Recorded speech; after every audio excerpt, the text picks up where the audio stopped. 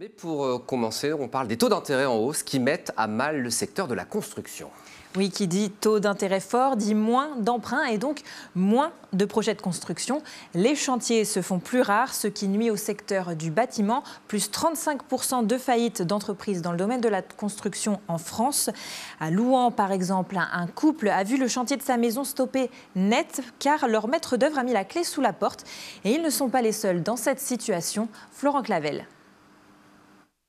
La fenêtre elle est décalée par rapport en bas là. Ils ont pas recalé ça. Ouais. Ils ont fait encore une connerie ici. Une maison inachevée, ouverte aux 4 vents. Pourtant, Mathieu et Marion devraient déjà y habiter depuis cet été. Sauf qu'après le début des travaux, il y a 1 an, et de premiers couacs sur le chantier, le couperet tombe. En juillet, on a appris que notre maître d'œuvre en fait, a fait une liquidation judiciaire. Et donc on se retrouve avec la maison dans cet état-là.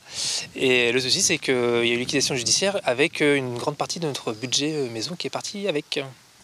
50 000 € déboursés en acompte sous la pression du maître d'œuvre pour l'achat de la charpente et de la menuiserie notamment. Après une demande de créance pour récupérer leur argent restée infructueuse et des relances à l'assurance du maître d'œuvre pour l'instant sans réponse, le couple se retrouve pris à la gorge financièrement. Actuellement, on est en location, donc avec un loyer d'à peu près 1 000 €. Nous devons payer ensuite le crédit immobilier, 1 200 € par mois.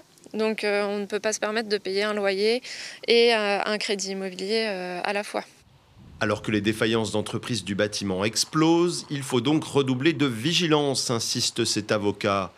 Avant de signer les devis, d'abord, vérifier la santé de la société auprès de sites spécialisés comme société.com.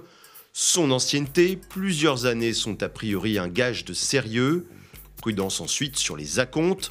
Le rythme de leur versement est strictement régi par la loi. Enfin, privilégier un contrat de construction de maisons individuelles plus protecteur. Dans le cadre de ce contrat, vous serez protégé en tant que particulier.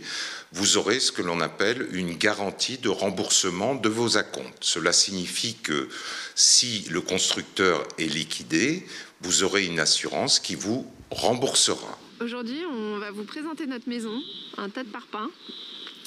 Mathieu et Marion, eux, ont décidé de médiatiser leur mésaventure sur Instagram et lancer une cagnotte en ligne afin de relancer les travaux au plus vite avec un autre maître d'œuvre.